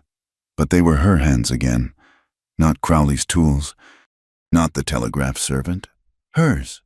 And as the thunder rolled away toward the east, fading into a distant rumble, Lila knew that while she had survived the flood, the woman she used to be had drowned in it, and she did not mourn her. The silence that followed the arrest of Agent Crowley was not the peaceful silence of a library or a church. It was the heavy, suffocating silence of a saloon right after a bottle has been smashed against a man's head, when everyone is waiting to see who draws a pistol next. Silver Creek was a town cleaved in two. Lila Merritt sat on the wooden steps of the depot surgeon's office, watching the street through the open door. Inside, she could hear the low murmur of Dr. Miller stitching up the gash in Kai's side. Every grunt of pain from the room made her own stomach twist, but she forced herself to sit still. Outside, the mud was drying into a hard, cracked crust. The storm had washed away the dust, but it had exposed the ugly foundations of the town. People walked by in clusters, casting glances at the depot. "You should not be sitting here," a voice said. "It is not safe." Lila looked up. It was the woman whose son Kai had pulled from the flood. She held a basket covered with a gingham cloth. "My name is Sarah," the woman said, her voice trembling slightly. I brought some bread and apple butter for him and for you." Lila took the basket. "Thank you, Sarah. He saved my Thomas," Sarah said, looking toward the surgeon's door. "I do not care what the others say. I do not care that he is Navajo. He is a good man." "What do the others say?" Lila asked, though she already knew. Sarah hesitated, looking down at her muddy boots. "They say you ruined the town, Miss Merritt. They say Voss will pull his money out now. They say the railroad will bypass us because of the scandal. They say—" She lowered her voice. "They say you and the Indian conspired to frame a good man like Crowley." Lila laughed, a dry, humorless sound. "A good man? A man who steals blankets from children?" "I know," Sarah said quickly. "I believe you, but people are scared of being poor more than they are scared of being wrong." Sarah hurried away as a group of miners approached. They did not look at Lila with gratitude. They looked at her with the sullen hostility of men who realized their wages might be delayed. One of them spat on the ground near her boots before moving on. Lila felt a tremor in her hands. It was a strange sensation, a vibrating buzz in her fingertips. It felt exactly like the ghost of the telegraph key, tapping out a frantic message. "Run! Run! Run!" The door behind her opened. Dr. Miller stepped out, wiping his hands on a rag. "He is tough as boiled leather," the doctor said. "The branch missed the kidney. He lost blood, but he will live. Though I advise against swimming in flash floods for at least a month." Kai emerged behind him. He walked stiffly, his torso wrapped in white bandages that stood out starkly against his dark skin. He wore a fresh shirt that the doctor had provided, too tight across the shoulders. "We need to leave," Kai said. His voice was rough, but his eyes were clear. "You cannot ride." Dr. Miller protested. "You need rest." "If we stay here tonight," Kai said, looking at the sullen groups of men gathering near the saloon. "We will rest forever." Lila stood up. She knew he was right. The adrenaline of the confrontation had faded, leaving behind a vacuum that was rapidly filling with resentment. Voss was not in jail. Only Crowley was. Voss was likely already sending telegrams to his lawyers in Chicago, spinning a narrative of a rogue agent and a hysterical woman. "Lila." Ben stood at the corner of the depot building. The young telegraph operator looked 10 years older than he had yesterday. He held a sheaf of papers in his hand. "Inspector Thorne is in the ticket office," Ben said. "He is preparing the transfer documents for Crowley." "Go to him, Ben," Lila said softly. "I did," Ben said. He held out the papers. "These are the carbon copies of every telegram Crowley sent to Voss in the last 6 months. I hid them in the back of the filing cabinet. I was too scared to burn them, and too scared to show them." Lila took the papers. She looked at Ben. She saw the shame burning in his cheeks, but she also saw a new set to his jaw. He was not looking at his shoes anymore. "You saved us today, Ben," Lila said. "When you pull on that rope—" "I sold you out yesterday," Ben replied, his voice cracking. "I have a long way to go before I break even." "We all have debts," Kai said quietly. He extended his hand. Ben stared at the hand of the warrior he had been taught to fear. Slowly, he reached out and shook it. "Get those to the inspector," Lila said, handing the papers back. "And Ben, tell him not to trust the wire. Tell him to carry the documents by hand." Ben nodded and vanished into the station. Lila turned to Kai. "The horses. Thomas brought them around back," Kai said. "We go a long way, through the wash. We do not want to pass the saloon." They rode out of Silver Creek as the sun began to dip below the western mesas, painting the sky in violent shades of violet and blood orange. The air was cool, scrubbed clean by the storm. The smell of wet sagebrush was intoxicating, a sharp, resinous perfume that cleared the coal dust from Lila's lungs. They did not speak for the first hour. They just put distance between themselves and the town. Every mile felt like a layer of heavy clothing being stripped away. Lila found herself checking behind her, her eyes scanning the horizon for dust clouds, her ears straining for the sound of pursuit. "They are not coming," Kai said. He was riding beside her, his posture relaxed despite his injury. "Not tonight. They are too busy fighting each other. Rats eat their own when the ship sinks." "Voss will not stop," Lila said. "He has too much money to lose. He will try." Kai agreed. "But the light is on him now. Cockroaches do not like the sun." They made camp in a small hollow, protected by a stand of cottonwood trees. It was not the main camp where Mara and the others were. Kai insisted they stop early. He was pale, the pain lines around his mouth deepening.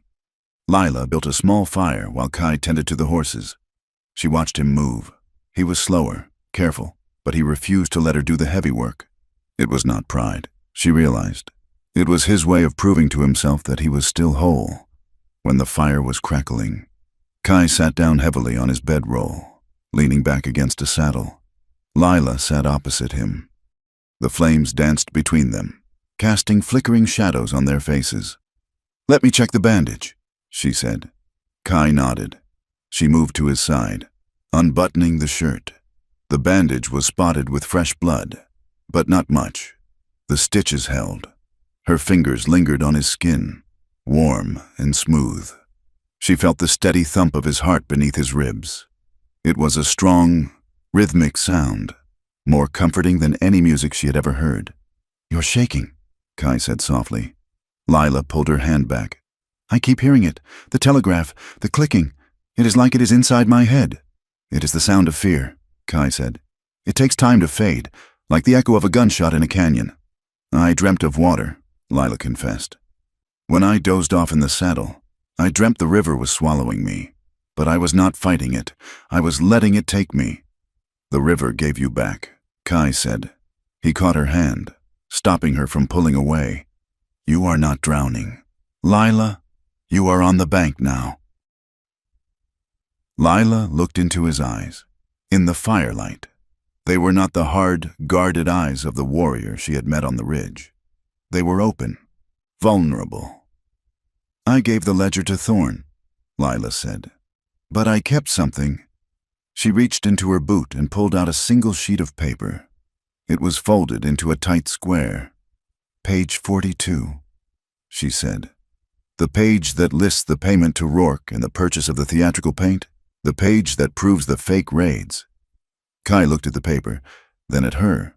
A slow smile spread across his face. It was a smile of genuine respect.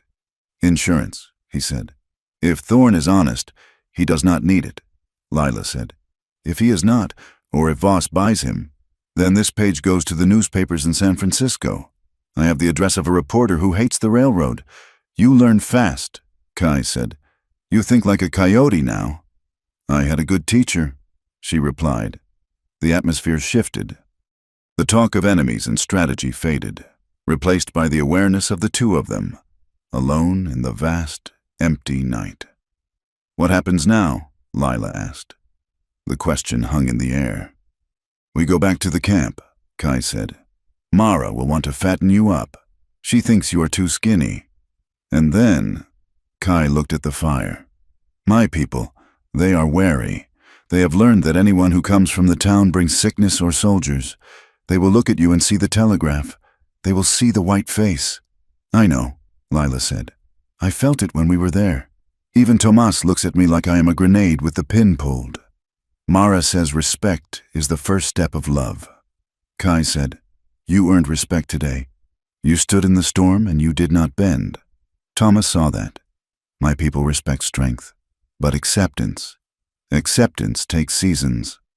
"I am not asking to be one of you," Lila said. "I know I cannot be. I am Lila Merritt.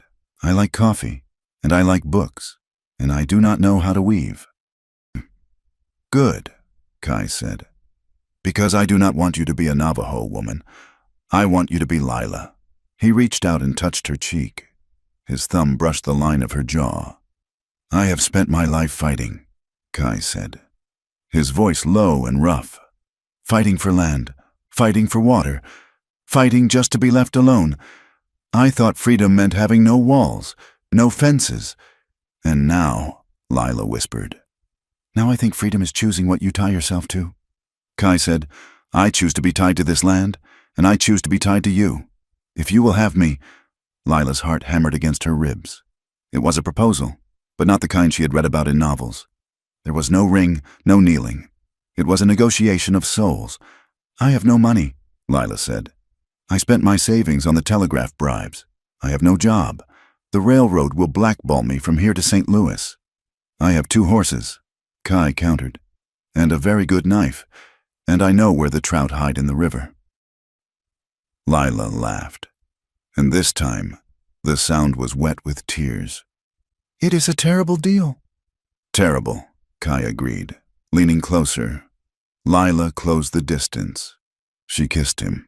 And it was not the desperate, adrenaline-fueled kiss of the rooftop. It was slow.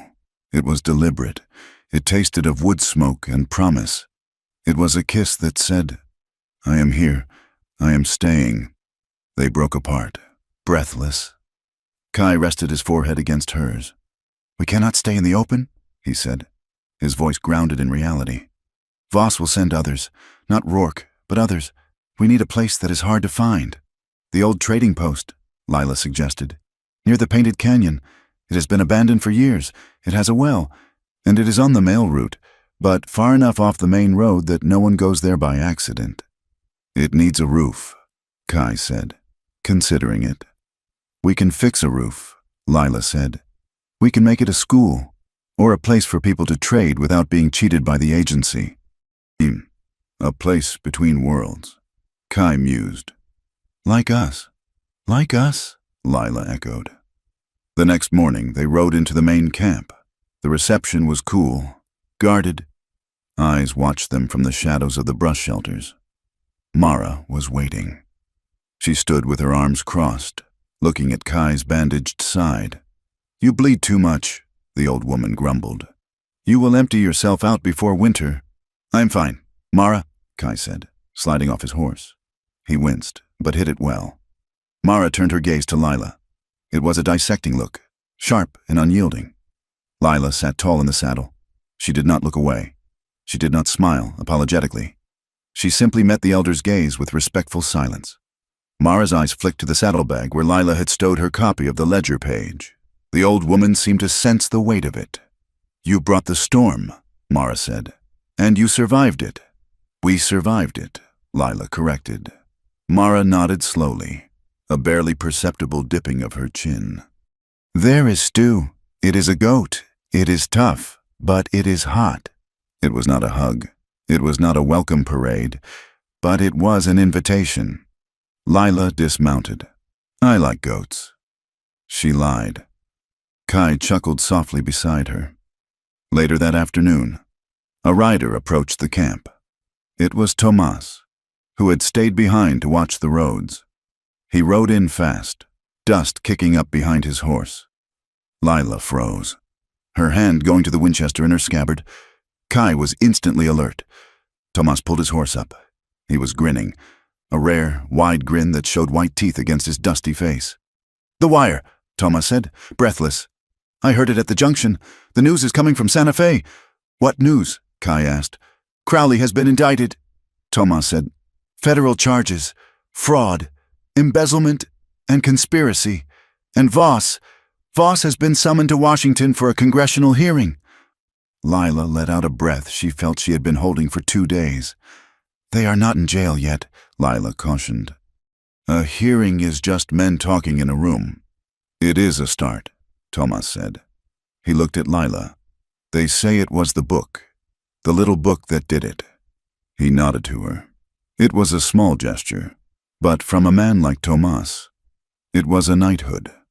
That evening, Lila stood at the edge of the camp, looking out over the desert. The sun was setting, turning the sandstone cliffs into walls of gold. The wind blew through the canyon, but it was no longer a howling beast. It was a steady, cooling breeze. She thought of the telegraph office, the dusty smell of the paper, the endless clicking of the key. It felt like a lifetime ago. It felt like someone else's life.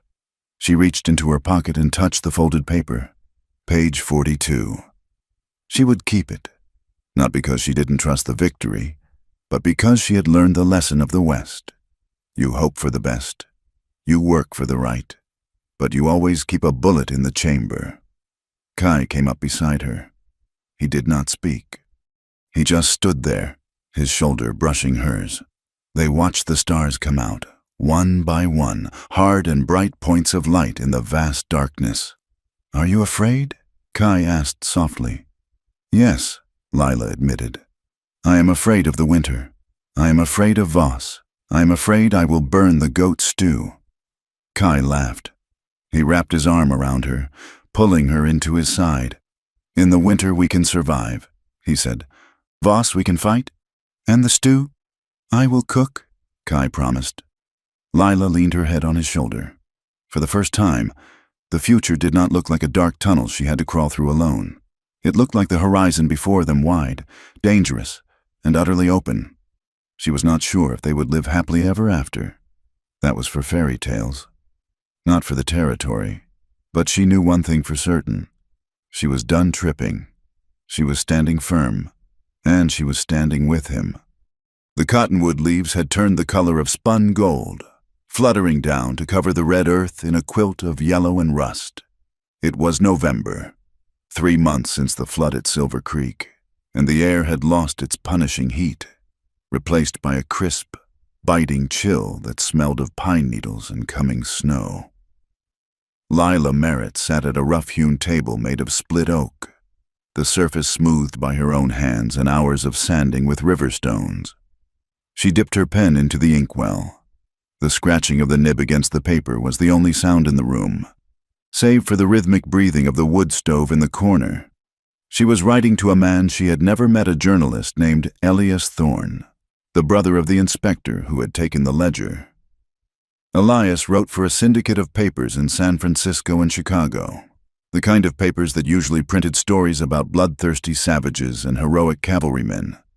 To Mr. "Thorne," she wrote, her handwriting loopier and freer than the cramped script she had used for telegraph logs. "You asked for the story of the Navajo agitator and the rogue mailwoman. You asked for a dime novel hero and a damsel in distress. I cannot give you those, because they do not exist. What I can give you is the truth about a man named Kai Yazzie and the corrupt machinery that tried to grind him and this territory into dust. Do not print legends, Mr. Thorne. Legends are easy to swallow, but they offer no nourishment. Print the facts. The West is not won by gunpowder alone, but by the quiet courage of those who refuse to look away." Lila set the pen down. She looked out the window. The structure they had built was modest, nestled in a grove of willows near the river bend, 5 miles downstream from where she had fallen. It was not a fortress, nor was it a traditional hogan. It was a hybrid, much like the life she and Kai were carving out. The walls were adobe and stone, thick enough to keep out the winter wind, but the roof was timber, pitched to shed the snow.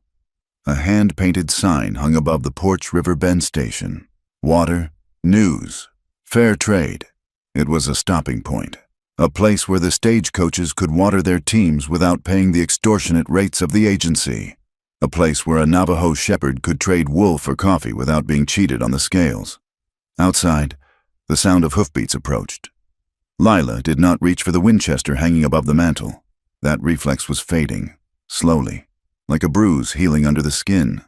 She walked out onto the porch, wrapping her woolen shawl tighter around her shoulders. Ben was dismounting from a speckled mare. The boy had filled out in the last few months. The nervous twitch was gone from his eye, replaced by a steadiness that suited him.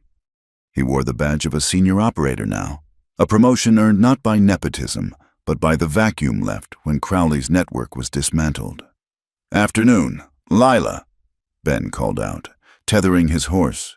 He patted his saddlebag. "I have the mail from the eastbound train, and the Albuquerque papers." "Good news or bad?" Lila asked, leaning against the railing. "Mixed," Ben admitted, climbing the steps. "Harlan Voss is out on bail. His lawyers are expensive, and they are delaying the hearings in Washington." Lila sighed, watching her breath mist in the cold air. Money buys time. Ben, we knew that. But, Ben continued, a grin spreading across his face, Crowley was sentenced yesterday. 15 years in federal prison at Leavenworth. Hard labor. Lila felt a knot loosen in her chest. 15 years, she repeated. That is enough time to think. And there is a new edict from the Department of the Interior, Ben added. All supply wagons entering the reservation territory must be weighed and inspected by a third party. They are calling it the Merit Protocol in the newsrooms, though the politicians call it the Oversight Act. I prefer oversight, Lila said. I do not want my name on a law. Laws can be broken. It is a start, Ben said. He looked around the yard. Is he here? He is down by the river, Lila said. Checking the fish traps with Thomas? Ben nodded. He hesitated for a moment, scuffing his boot against the wood. You know, Lila, the offer is still open. The telegraph company in Denver needs a supervisor. Good pay, electric lights, no dust. Lila looked at the boy who had once betrayed her out of fear, and who now rode 20 miles out of his way to bring her the news. Thank you, Ben, she said gently. But I am not looking for electric lights. I like the stars out here. They are honest. Ben smiled, a little sadly, but with understanding. I figured, but I had to ask. Mrs. Harlow sends her love. By the way, she says she is baking a fruitcake for Christmas, and she expects you to come eat it, or she will ride out here and force-feed you.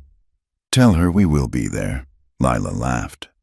Ben tipped his hat and went inside to leave the mail and warm himself by the stove. Lila stayed on the porch, her eyes drawn to the line of trees that marked the river. She saw two figures walking up the path.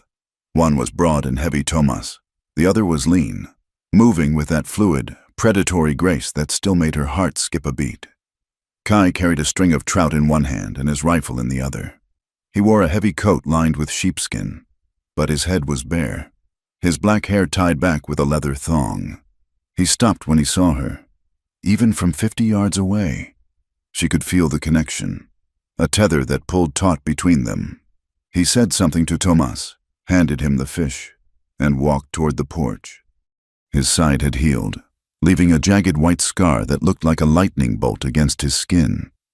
He moved without a limp now, though he was careful when he lifted heavy things. Ben is here, Lila said as he reached the steps. I saw the horse, Kai said. He climbed the steps and stood beside her. He did not touch her immediately. He simply occupied the space next to her, his presence a wall against the cold. Bad news. Crowley got 15 years, she said. Kai nodded slowly. Justice is a slow horse, but it arrives. Voss is still free, she added. Voss is a man who fights with gold. Kai said, Gold runs out. Memory does not. The people know who he is now. He can never hide in the shadows again. He turned to look at her. His dark eyes searched her face, looking for the lingering shadows of the trauma they had shared. And you, are you still writing your letter? I finished it, Lila said.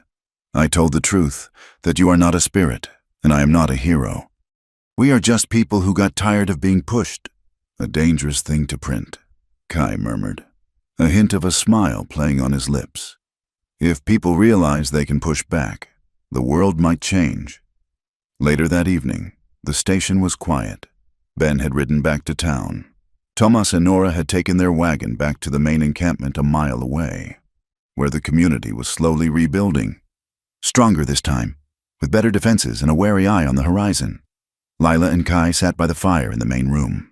The wind howled outside, rattling the shutters, but inside it was warm. The smell of cedar smoke and roasted trout filled the air. Do you miss it? Kai asked suddenly. Lila looked up from her book. Miss what? The wire, Kai said. The voice of the world. The noise. Lila closed the book. It was a novel by Dickens, one of the few possessions she had reclaimed from her old room. I used to think the wire was freedom, she said. I thought if I could just hear what was happening in New York or London, I was part of something big, but it was just noise. Kai, it was other people's lives. Tapping out in code. She stood up and walked to the window. peering out into the darkness. "Here," she said. "When the wind blows, I know it is going to snow. When the coyotes yip, I know the moon is rising. It is real. I do not miss the noise. I have found the signal." Kai stood and moved behind her. He wrapped his arms around her waist, pulling her back against his chest. She leaned into him, resting her head on his shoulder. "My people are asking about you," Kai said softly into her ear. "Oh." Lila tensed slightly. "What are they saying, that the white woman burns the fry bread?" Kai chuckled, the sound vibrating in his chest. "Mara says your fry bread is acceptable. No, they ask if you are going to stay. They see the station. They see the work you do. But they know the white world pulls hard." "I am not going anywhere," Lila said firmly. "I told you, I have no job. I have no money." "You have a very good horse," Kai reminded her, "and a share in a very profitable trading post." "And a partner," Lila added, turning in his arms to face him. "Unless he is tired of me." Kai looked down at her. His expression was serious, devoid of the teasing light that sometimes danced there. "You are the bridge, Lila," he said. "Before you. I looked at the town and saw only enemies. Now, I look and I see possibility. I see Sarah bringing bread. I see Ben bringing news. You made that happen. You are the bridge between the river and the road." "A bridge gets walked on," Lila whispered. "And a bridge connects," Kai countered. "We are both bridges. I stand between the old ways and the new storm. You stand between the silence and the truth. It is not an easy place to stand." "No," Lila agreed. "It is not." "But the view," Kai whispered, leaning his forehead against hers, "is worth it." The next morning it was clear and cold. The sky was that piercing, impossible blue, the same blue that misses. Harlow had once called a liar, but today it felt honest. They walked down to the river. The water was low, sluggish with ice forming at the edges. It was hard to imagine the raging monster it had been 3 months ago, or the freezing trap it had been the day they met. They reached the spot where the canyon wall curved, creating the secluded alcove where Lila had fallen. The rocks were dry now. The moss was brown and dormant. Lila stood at the edge of the water, looking at her reflection. She saw a woman with sun-weathered skin, wearing a skirt of durable wool and a coat that had been patched twice. She looked older than her years, but her eyes were clear. There was no fear in them. Kai stood beside her. He picked up a flat stone and skipped it across the surface of the water. 1, 2, 3 skips before it sank. "This is where I died," Lila said softly. "The old Lila." "The one who kept her head down. And this is where you were born," Kai said, wet, shivering, and angry. "I was terrifying," Lila laughed. "You were," Kai agreed. "You looked like a drowned rat who wanted to fight a bear." He turned to her, taking both her hands in his. His palms were rough, calloused maps of his labor. "I never thanked you," Lila said, her voice dropping to a whisper. "For pulling me out, for hiding me. You could have walked away. You could have let the river take me." "No," Kai said. "I could not." "Why?" Lila asked. "I was a stranger. I was in trouble." Kai looked at the river, then back at her. The wind lifted the hair from his face. "Because I was waiting," he said simply. "Waiting for what?" "For the rain," he said. "The desert is hard. Lila, it is beautiful, but it is hard. It dries a man out. It makes him hard like the stone. I was becoming stone. I had forgotten how to feel anything but anger and duty." He squeezed her hands. "Then you fell from the sky," he said. "And you were chaos. You were loud. You were dangerous. But you were alive. You made me remember that I was alive." Lila felt tears prick her eyes. Not tears of sadness, but of a profound, aching gratitude. "I love you, Kai," she said. It was the first time she had said the words aloud in the daylight, without the cover of darkness or danger. "I love this heartland, and I love the man who taught me how to walk on it." Kai smiled. It was the slow, unfolding smile that she had seen that first day, the one that had terrified and intrigued her. He raised her hand to his lips. kissing the knuckles, then the palm. "I do not have much to give you. Lila Merritt," he said. "No gold, no big house in the east. Just this station, this river, and a fight that will probably never end." "I do not want a house," Lila said. "I want a home." Kai pulled her close. The cold wind whipped around them, tangling their hair, pressing their clothes against their bodies. It was the same wind that had howled on the night of the raid, the same wind that had screamed through the telegraph wires. But now, it was just the wind. Kai leaned down, his lips brushing her ear. "You are the only storm I'd ever welcome," he whispered, repeating the words he had spoken when she was shivering on the rock. He pulled back to look at her, his eyes warm and crinkling at the corners. "But I am glad the storm has passed," he added softly. "And I am glad the rain decided to stay." Lila laughed, pulling him down for a kiss. It was a kiss that tasted of winter air and promise. It was not a desperate clinging to life, but a celebration of it. They stood there for a long time, two figures silhouetted against the red rock and the blue sky. Around them, the west stretched out vast, indifferent, and beautiful. It was a land that could kill you with a whisper or save you with a drop of rain. But they were no longer just surviving it. They were part of it. Lila looked up at the hawk circling high above. She thought of the letter she had written. She thought of the ledger, now locked away in an evidence locker in Washington. She thought of the small schoolroom she planned to open in the back of the trading post come spring. The world was still wild. There were still wolves in the canyons and wolves in the cities. But she was no longer afraid of the dark. She took Kai's hand, lacing her fingers through his. "Come on," she said. "We have work to do. The midday stage will be here soon, and the coffee is cold." Kai squeezed her hand. "Let us go." They turned away from the river and walked back up the path toward the station. Smoke curled from the chimney, a beacon of gray against the blue.